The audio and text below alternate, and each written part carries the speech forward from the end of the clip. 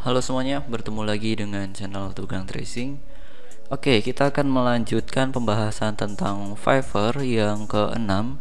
Sebelumnya sudah membahas tentang tips cepat pecah telur di Fiverr. Untuk sekarang aku akan memberikan materi tips merespon calon customer di Fiverr. Oke, bagi yang baru menemukan video ini, alangkah baiknya teman-teman melihat dulu video dari pertama, kedua, ketiga, dan keempat, dan kelima, supaya nanti pemahamannya runtut gitu ya. Apalagi yang pada dasarnya belum tahu dan memang mau tahu Fiverr itu apa, baiknya ditonton dari awal sehingga tidak ada miskomunikasi gitu ya. Oke, langsung aja. Tips merespon calon customer di Fiverr. Sebetulnya hal ini intinya itu ada pada penguasaan produk dari jasa yang teman-teman jual. Aku anggap aja teman-teman menjual jasa desain tema streetwear seperti yang aku jual juga gitu. Nah, maksudnya apa untuk menguasai produk? Supaya teman-teman bisa meyakinkan calon customer ketika ada yang chat kemudian menanyakan tentang informasi seputar jasa yang teman-teman jual gitu ya. Konteks kali ini jual jasa desain tema streetwear. Nah, hal itu harus di kuasai dulu gitu ya. Misalnya teman-teman memberikan paket sebanyak 3 gitu kan. Nah, ada yang basic, ada yang standar, ada yang premium gitu ya. Nah, ada 3 jenis paket ini. Otomatis ini kan teman-teman harus kuasai dulu nih, maksudnya apa yang basic ini, yang standar juga maksudnya apa gitu ya, kemudian yang premium juga maksudnya apa.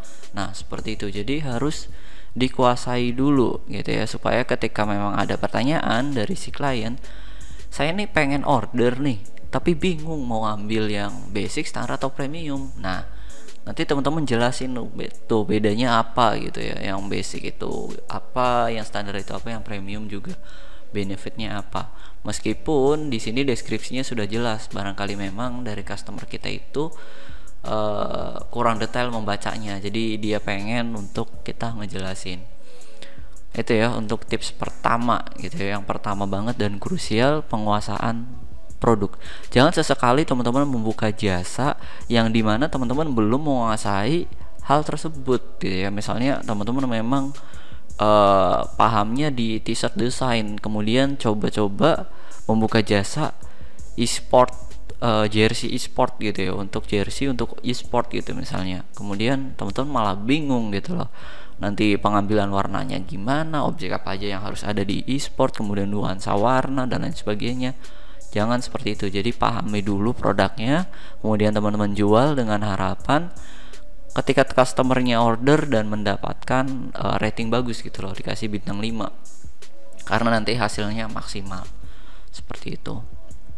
Oke, kita lanjut aja ke studi kasusnya ya, supaya tidak bingung. Oke, di sini aku ambil percakapan dengan satu klien aku, yaitu ini nicknamenya Alon972. Ini dia dari Prancis ya. Kebetulan percakapannya itu sekitar 5 hari yang lalu, berarti awal-awal Maret, tanggal 1 Maret ya, karena video ini direkam tanggal 5 Maret. Oke.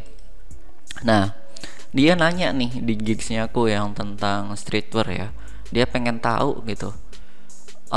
Saya pengen tahu tentang harga, contoh dari beberapa harga yang kamu kasih, harga paket yang kamu kasih, yang standar, yang premium, yang basic juga gitu loh. Pengen tahu contohnya seperti apa. Nah, teman-teman sebelumnya harus menyiapkan ini dulu nih, karena kemungkinan pertanyaan ini itu sangat sering ditanyakan. Jadi kalau memang pada bagian tampilan gigsnya tidak ada ya, beda lagi dengan gigs yang sebelumnya. Ini juga kan bahan evaluasi ya, bahan evaluasinya aku di gigsnya aku yang satunya kan, yang kemarin kita udah buat yang tema Jepang gitu ya. Nah, yang ini, nah ini kan gigsnya aku buat lebih awal, jadi aku belum paham gitu loh tentang strategi itu. Akhirnya aku kasih detailnya di sini. Nah, contohnya gitu, yang $10 kayak apa, yang $25 kayak apa, yang $50 kayak apa gitu ya. Jadi penguasaan produk itulah masuknya ke situ. Oke, aku bilang oke ya tentu, tolong tunggu gitu ya. Terus kata dia oke, nggak masalah. Nah akhirnya aku kasih beberapa sampel dari harga yang basic, yang standar, dan yang base atau yang premium ini. Nah aku kasih contohnya, tentunya contohnya mungkin nggak ada di gigsnya aku, tampilan gigsnya aku di sini mungkin nggak ada ya. Beberapa mungkin ada, ini paling sisanya nggak ada ya. Nah itu contohnya kayak gini. Nah nanti kalau misalkan dia nanya, saya lihat kok itu sama aja gitu loh, bedanya di mana. Nah penguasaan produk lagi nih yang main. Jadi nanti teman-teman jelasin tuh yang basic, nanti secara visual mungkin kelihatannya sama, tapi nanti bedanya ada di sini. Contoh dari yang punya aku, yang basic ini aku hanya terdiri dari 2 warna, meskipun yang lainnya juga 2 warna. Tapi di basic ini aku cuma mencantumkan satu objek dan tidak ada elemen tambahan, dan hanya menggunakan satu tema gitu ya. Misalnya kayak ini kan tentang personality disorder, jadi ya udah hanya sekedar ada teks, kemudian ada objek kotak, ada satu objek lagi untuk gambar orang, dan ditambahin sedikit ornamen, sedikit objek tambahannya gitu. Udah, dan ini simple banget. Ini untuk yang basic. Tentunya untuk pengerjaannya pun ya cepet gitu kan, namanya juga basic, berarti ya sesuai dengan harganya. Nah yang standar itu beda dengan yang basic pasti. Nah dia mungkin satu konsep, tapi nanti ada beberapa rincian detailnya. Misalnya yang ada artikelnya, kemudian ada ornamen tambahan, objek pendukungnya, ada elemen-elemen yang lain gitu. Ini yang standar gitu ya. Kemudian yang base. Nah yang base ini satu desain dikombinasikan dengan beberapa tema. Di sini kan ada 3 tema dalam satu desain: smart work, good work, kemudian yang money work gitu kan. Jadi ada 3 tema dijadikan satu desain gitu lah. Nah berarti aku harus memikirkan 3 tema tersebut bagaimana caranya untuk bisa sinkron. Seperti itu penguasaan produknya. Jadi ketika aku jelaskan ke klien tidak bingung. Oh oke, karena saya nih kebutuhannya ada 3 atau 4 konsep nih, tapi cuman pengen jadi satu desain dengan satu tema gitu kan. Nah berarti otomatis dia nggak mungkin dong ambil yang basic ya kan, karena konsepnya aja ada 4 nih temanya, dia pengen ngangkat 4 tema tersebut jadikan satu desain gitu. Nah nggak mungkin ngambil yang basic, karena yang basic hanya satu tema, hanya satu objek. Berarti harus ngambil yang base atau yang premium. Seperti itu untuk si kliennya. Jadi kita juga harus memberikan pelayanan dan menggiring klien itu ke gigs yang benar. Soalnya ada beberapa klien yang rese, dia seharusnya ngambil yang paketnya premium nih, yang base gitu ya, yang baik, yang terbaik gitu. Konsepnya emang ruwet gitu loh, tapi akal-akalannya dia aja nih pengen dapat desain yang kompleks tapi keluar duitnya sedikit. Dia ngambil belinya paketnya basic, tapi di konsepnya dia kasih konsep yang detail gitu, yang seharusnya itu ngambil paket yang premium. Itu ada. Tapi ya udah gak apa-apa kalau misalkan ada buyer yang rese begitu. Kalau untuk sekali ya tetap diladenin, dan teman-teman kasih tetap yang maksimal karena untuk membangun rating ya. Oke, lanjut ya, paham ya di situnya. Oke, terus aku bilang sebetulnya tidak ada terlalu perbedaan, hanya saja ada di bagian kompleksitas gitu ya, detail pada desainnya gitu. Terus sejujurnya ya aku pun pasti bakal kasih sesuatu yang paling baik, meskipun itu paket yang basic, aku bilang gitu kan. Jadi oke, dia tanya gitu kan, berapa gitu kan, terus berapa harganya dan berapa lama gitu kan untuk melakukan satu desain ini, dan dapatkah kamu untuk dapatkah kamu untuk menambahkan logo logo brand saya gitu kan, di desainnya dia pengen ada logo brandnya gitu. Terus ya oke, aku bilang bisa, mau tambahin teks, mau tambahin logo dan apapun sesuai dengan ide yang dia mau, oke aku bisa gitu kan. Terus tapi kalau kamu pengen cepet, akhirnya aku tawarin nih, misalnya pengen cepet dalam 1 hari jadi gitu kan, ya udah ambil yang express delivery, tambahin $10 lagi gitu kan. Aku kasih begitu, aku kasih penawaran. Jadi win-win solution dong. Dia pengen cepet, ya udah aku minta tambahan untuk ya ibaratnya untuk biaya lembur lah gitu kan.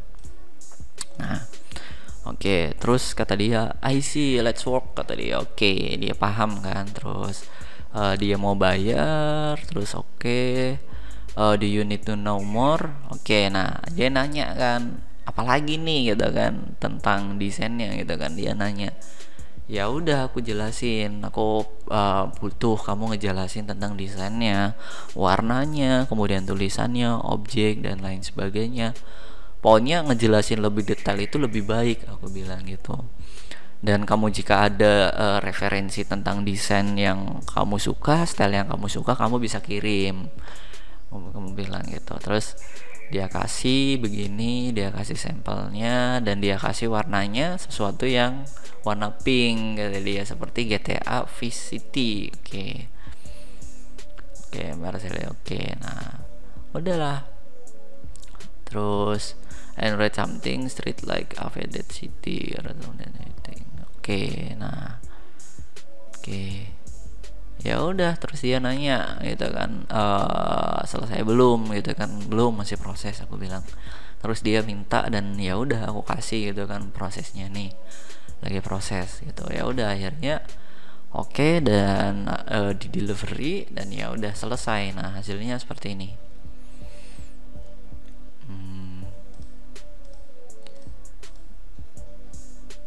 Nah ini hasilnya sesuai apa yang dia pengenin gitu kan. Nah great job, kata dia. Dia suka sama hasilnya kan. Nah hasilnya seperti ini. Jadi ada logonya dia, ada pemandangan pantai dan lain sebagainya kayak gitu. Oke, mungkin itu dulu yang bisa aku sampaikan di pembahasan kali ini. Pada dasarnya adalah untuk merespon calon customer di Fiverr itu penguasaan produk kita ya, dan kita pinter-pinter untuk menggiring dia ke sesuatu yang memang paket yang paling mahal gitu kan, supaya kita juga mendapatkan dolar yang lebih banyak dari jasa yang kita kasih begitu. Pokoknya pinter-pinter negosiasi aja lah sama mereka ya. Pokoknya karakteristik yang aku baca dari beberapa klien aku di Fiverr nih ya, mereka tuh sebetulnya mau bayar lebih, yang penting mereka suka dan mereka pengennya juga cepet gitu. Pokoknya mereka tuh pengen dikasih pelayanan yang terbaik gitu loh dari kita. Begitulah intinya. Oke ya, bisa dipahami ya, intinya penguasaan produk. Penguasaan produk, udah itu titik. Itu yang paling penting sih. Oke. Nanti kita ketemu lagi untuk pembahasan selanjutnya di strategi capai target $400 pertama. Nah, $400 pertama maksudnya apa? Nanti teman-teman tunggu aja di pembahasan yang ke-7 ya. Nanti akan rilis setelah video ini. Oke, terima kasih. Sampai bertemu di video selanjutnya.